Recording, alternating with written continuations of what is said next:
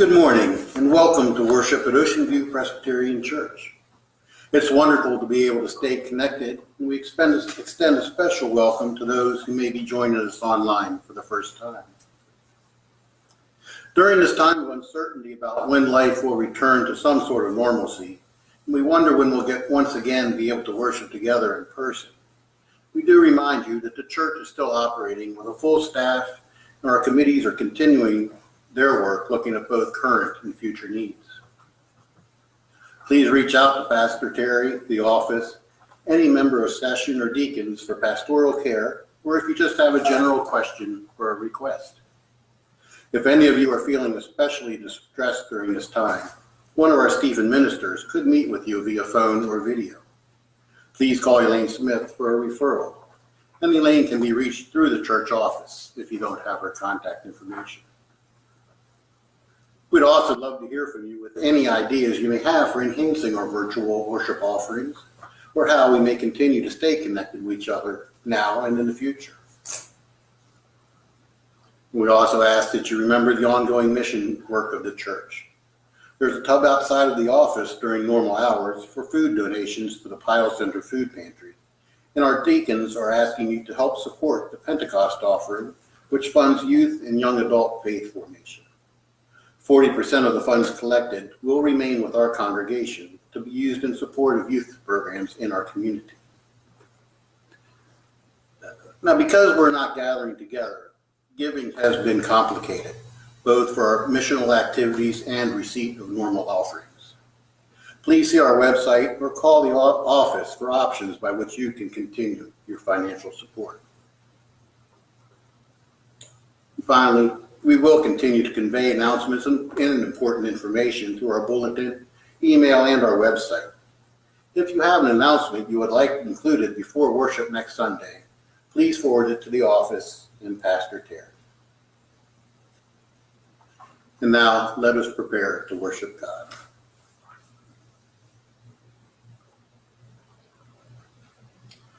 The Christian view of human nature is wise precisely because it is so very extreme. It sees humanity at once as an image of the divine, fashioned for infinite love and imperishable glory, and an almost inexhaustible wellspring of vindictiveness, cupidity, and brutality.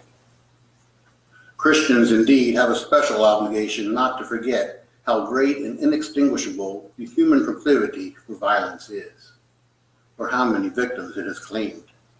For they worship a God who does not merely take the part of these victims, but who was himself one of them, murdered by the combined authority and moral prudence of political, religious, and legal powers of human society. And now please, as you can, join in the call to worship. God made the world and everyone in it. Our life and breath comes from God. God made all nations under heaven. We are all God's offspring. Let us search for God in our time of worship. When we search, we find God near. Let us seek the Lord while he may be found. Let us worship God.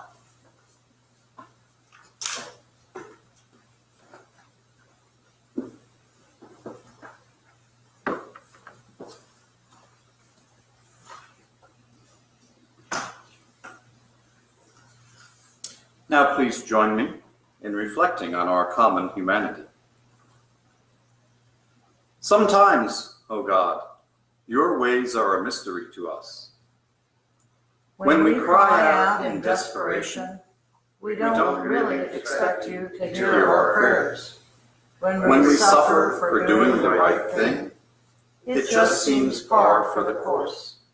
When we deny or doubt your presence, forgive us and receive us, as those who long to feel your presence, as those who, in our separation and isolation, feel like wanderers in the dry wilderness, longing for the taste of water, longing for the breath of a breeze. Bless us with your forgiveness, your mercy, your steadfast love, in times of drought as in times of spate, in times of famine as in times of plenty, in times of trial as in times of peace. Enliven us now with your Spirit of truth, and increase our faith, even as we place our hope and trust in you. Amen. Friends, the Spirit of truth abides with us and will be with us. Because the Lord lives, we too shall live. Love God and receive God's abiding love.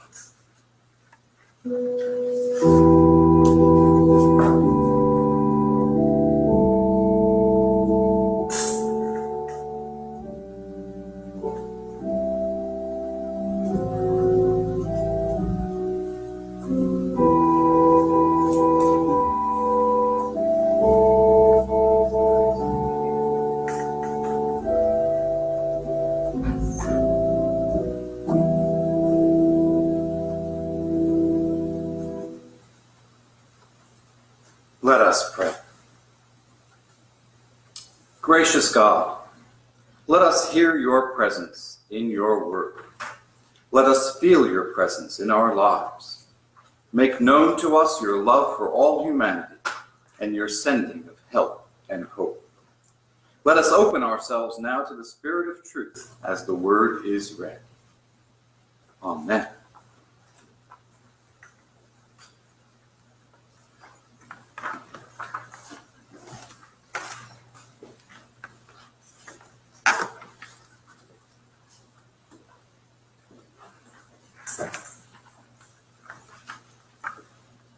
Good morning.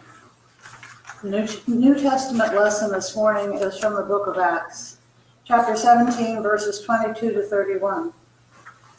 In this passage, Paul has just come to Athens, where he is deeply distressed to see the city full of idols. He speaks to them about their religiosity. Now, he's new to Athens, and he really wants the people to like him, but he is still Paul. Then Paul stood in front of the Areopagus and said, "Athenians, I see how extremely religious you are in every way. For as I went through the city and I looked carefully at the objects of your worship, I found among them an altar with the inscription, 'To an unknown God.' What therefore you worship as unknown, this I proclaim to you. The God who made the world and everything in it, he who is Lord of heaven and earth, does not live in shrines made by human hands. Nor is God served by human hands, as though he needed anything, since God himself gives to all mortals life and breath and all things. From one ancestor, he made all nations to inhabit the whole earth, and allotted the times of their existence and the boundaries of the places where they would live, so that they would search for God and perhaps grope and find him, though indeed God is not far from each one of us. In God we live and move and have our being, as even some of your own poets said, for we too are his offspring.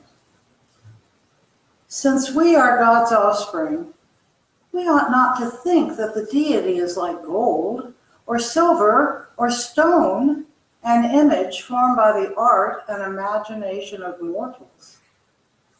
While God has overlooked the times of human ignorance, now he commands all people everywhere to repent.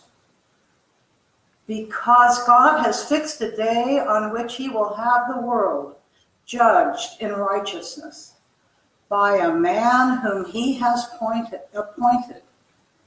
And of this he has given assurance to all by raising him from the dead.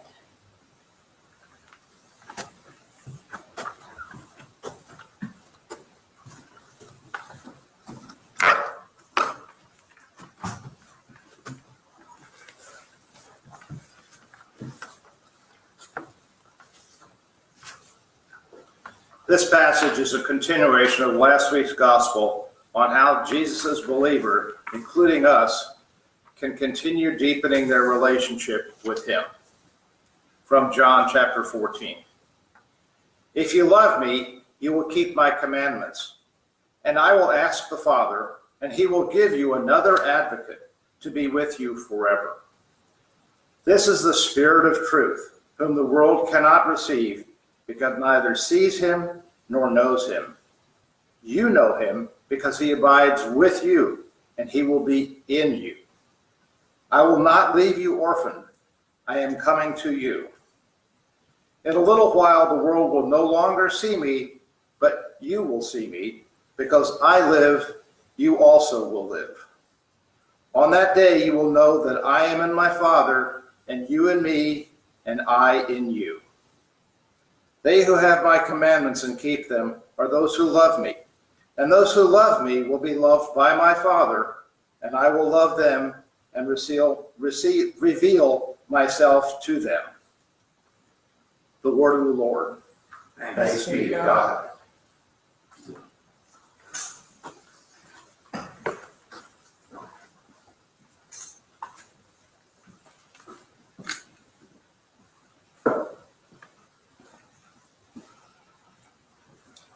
And thank you, Bailey's. Passage is very sensitively read, and I always appreciate that very much. Both Paul and Jesus, I'm going to say by way of prologue, because of how effectively read those passages were, both Paul and Jesus have more to offer than their hearers know. But nonetheless, they approach their hearers very, very modestly. One of the things about God is that God woos us rather than convince us. God reaches out to us rather than demand that we arrive at God's gate. Paul, in fact, quotes quite a number of Greek philosophers and poets in that very brief passage by way of being complimentary toward all the ways that the Greeks, especially their philosophers, already get a whole lot of what God's message is. But then Paul makes that turn and says, here's the part you don't know. It is the same turn Jesus makes throughout the course of the farewell discourse to his disciples. Jesus says to them, you've spent a lot of time not knowing. Now you're going to know. To my sermon, anyway. In the course of time between Easter and Pentecost, a change comes over Jesus' original followers. We've been watching that change happen for 6 weeks now. And I hope we've been living alongside the women and Peter and James and John, the rest of the 12 and the crowds, going through much that same change. We have moved, following the resurrection, from the idea that their eyes were closed, whether in the Hebrew Bible where Pharaoh is hardened, or whether it's the travelers that we met 4 weeks ago going to Emmaus, who could not recognize Jesus right alongside them. We've gone from their eyes were closed to, I can tell you who God is, and I can show you what you lack. The change has been making its way inside the disciples. Jesus acknowledges that plainly in today's section from the farewell discourse. What is the change? The change is Jesus himself, Jesus, God's self, Jesus who is the Christ. The world changes because its maker makes himself known. The word changes because the word has come among us to live and to dwell. The stranger and friend, who is Jesus, has already revealed what his intention is, and it is the same as God's intention for all of time, to be with us, to stay with us, and to advocate for us. And Jesus revealed in his life and still reveals the way of that being and abiding, the economy of it.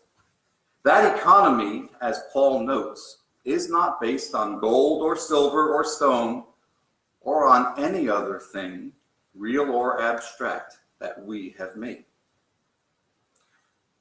What is an economy? I ask that question very conscious of its ramifications for philosophy and politics, because we are in a national and even a global moment. We need to not just question, we need also to decide what we are going to value from here on. I'll frame it like this. There is a commercial that I have now seen far too many times, and Pam could tell you that, because I call it the stronger version of that darned commercial. In that commercial, a white woman, elegantly dressed in an elegant setting, speaks of her business, which is home health care. We get lovely images of people being cared for, help with walking, help with resting, with medication, with relaxation. The people cared for are white people of a certain age. Let's just say they're old. The carers are people of color, and they are significantly younger, and they are called by the woman I spoke of, our people. I'm not right here and right now pointing out the racism of this commercial, although it is there. I'd rather point out the core message of this commercial. Those who care choose and live in order to serve. They are not doing it for the money. That would be the owner. No, the carers' hearts have been softened. Their will is to do the will of God, as I said last week, whether or not they are Christians.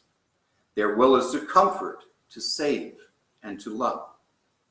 Jesus, in his time here in human form, served people who hated him equally as well as he served those who loved him.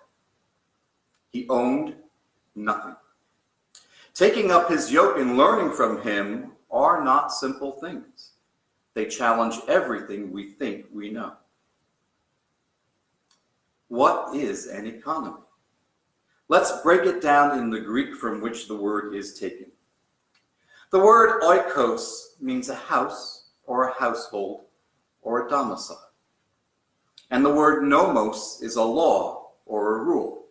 That's why Deuteronomy is named that. It is the second deuteros, giving of the law nomos. The economy at the root level is an oikonomos, the word in Greek, the manner in which we run a household, as in, for those of you old enough to remember it, home ec, which you may have taken in high school. We blow that word oikonomos up very big to discuss how we run a county or a state, a nation, but it is also as small as how we run a family. Hopefully, we run all of those things based on values. Are our values based upon passing wealth, however we describe wealth, up to the top tier of persons or citizens? Or are our values based on valuing each and every citizen above commercial considerations? To be crass, is it love or is it money? Jesus clearly favored choice number one, and I believe we need now to do the same. The economy and the Tao, as I said a couple of weeks ago, are abstractions. And in this national moment, as in other times of national shock, it is clear they do not represent the health and well-being of the larger community. Right now, they are both doing well, and the larger community is not. The larger community is the one in which all God's children are meant to thrive. The Tao and the economy and economic thought are not bad things, as has been frequently observed. Jesus didn't despise money so much as the love of money. And that is because our hearts tend to be given to one thing at a time. Loving any one thing other than God too very much is a danger to our souls. The Wall Street economy favors a small portion of the nation, and in dire times disfavors the rest, in pursuit of its own survival. This is a conundrum, actually, since history tells us that times of crisis draw this or any nation together, and that real growth and prosperity follow such tests of national will. The years following the Second World War are a testament to that everybody can think of and remember. Jesus says, favor people and worry less about some product, worry less about some GDP. That part actually belongs to God, whether we like it or not. God blesses people and nations on the basis of what we do for our neighbors and not for ourselves. As Jesus noted, anybody can take care of their own. Nothing is special or different about that. We as Christians are here to be salt and light, as our banners tell us even today, to show how differently we value people in following God. Here's another scare quote: success. Success in any economy has to do with potential. In our current economy, wealth expresses its potential in terms of what we can possess. As the rich man in Jesus' parable of the barns came to realize, you can own and hold too much. I'm sure you've seen the headlines about whether or not Jeff Bezos is about to become the world's first trillionaire. Good for him, I'm sure. But what on earth can he possibly do with $1 trillion? Where can he possibly spend $1 trillion? I would think just maybe on his employees and on charitable causes, and maybe even on this nation and its structural problems. That would be potential, because that unlocks thriving. In Jesus' economy, love is the currency, and its potential lies in relationships. And guess what? There's no upper limit on relationships. You can keep on spending love.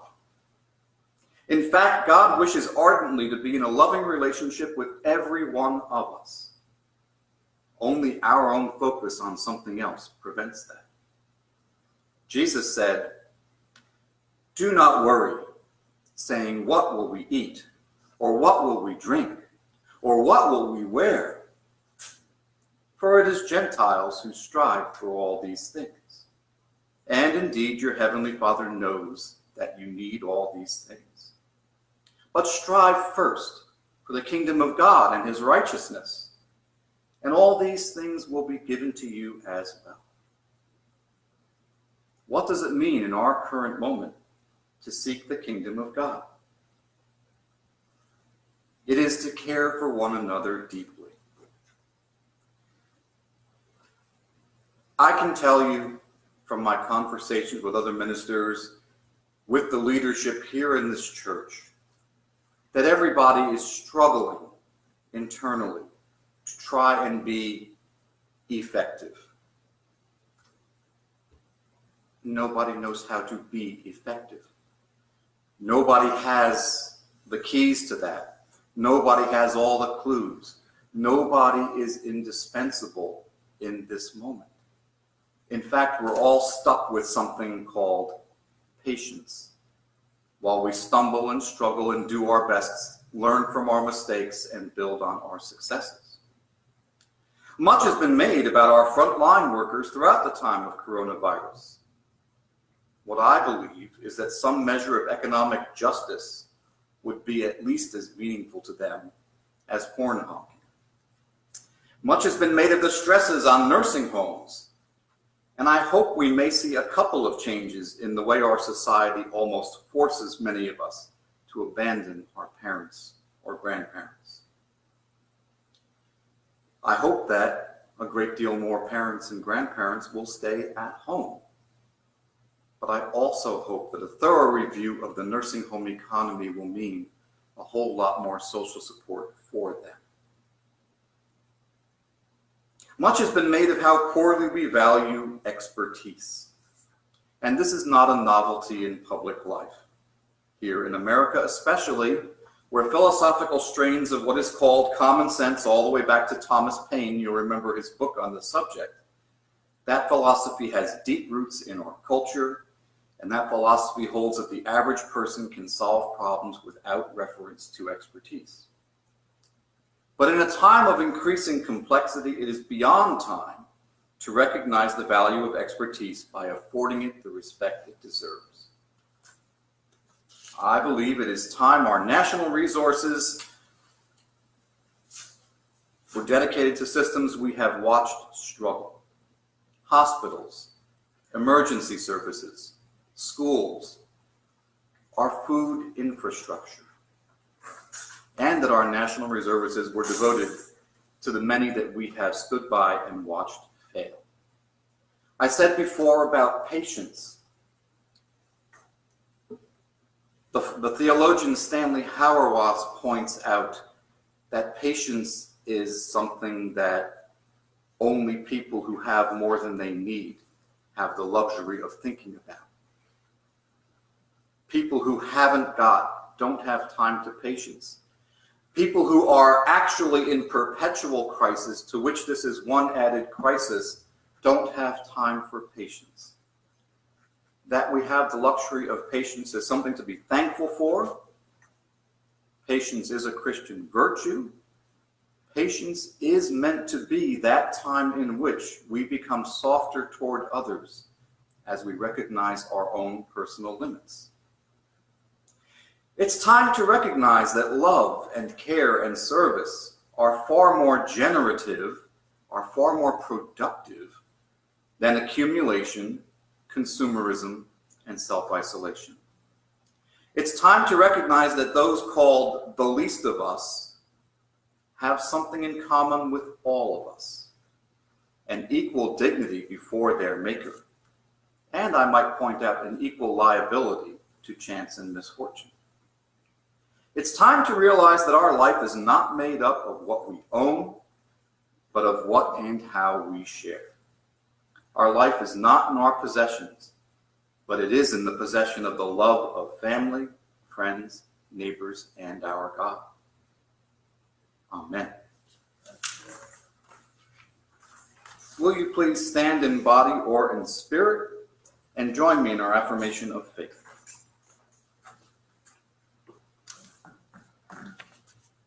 We believe there is no condemnation for those who are in Christ Jesus.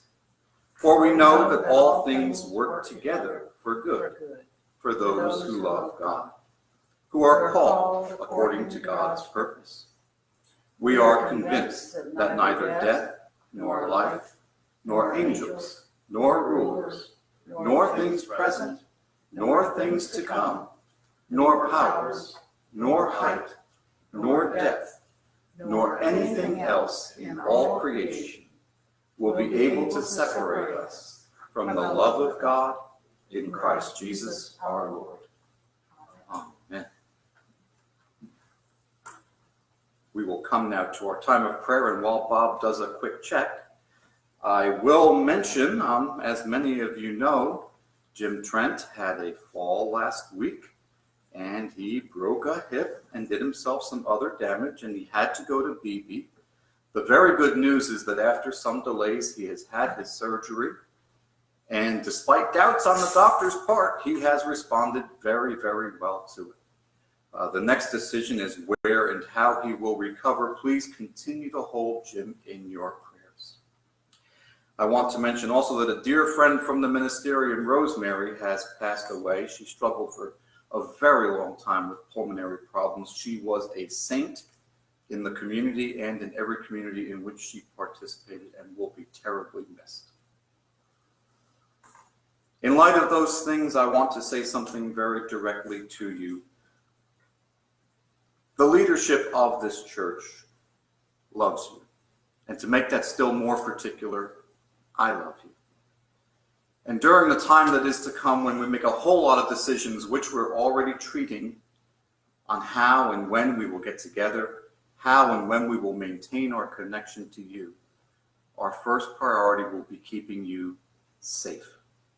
That will mean more than having the forms of worship that we had before. That will mean more than having the forms of assembly we had before.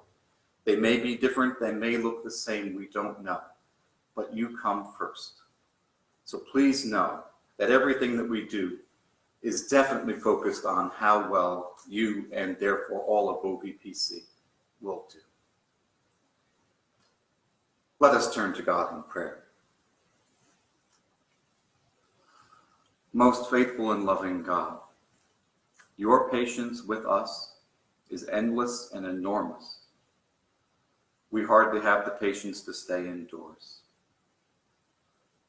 Help us through our role model, Jesus, through the role models that you give us in the Bible, through the role models that you have put into our ordinary daily lives, people who come and go, but who do enormous good for us, for the community. Help us to grow our will to do your will. Be inside us with comfort as well, for all the hurts that we suffer, for all the fears that we suffer, for all the ways in which we have lost the expectation of good. We know that you are good, and that you intend us good, and that you will deliver to us good, and that our knowing how that works is not something that comes until we see you face to face. We know that we will know. And in the meanwhile, we know that you bring us safety, comfort, love, and care in the form of the people who are your hands and feet, and in the form of your Holy Spirit dwelling inside us.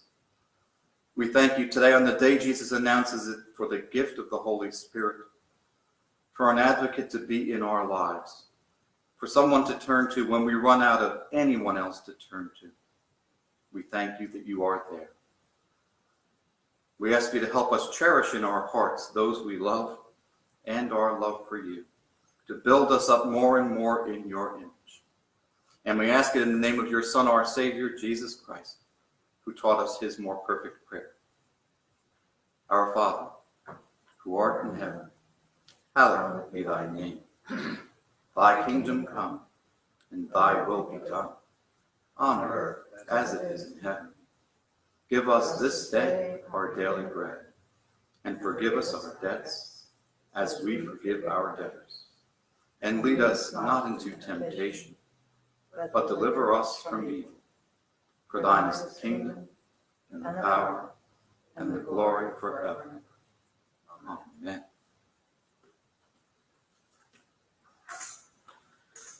Friends, we will love as the Lord loves us, opening our hearts in praise and thanksgiving, opening our lives in service and love. Let us heed God's call to share what we have. And I now call for the offering.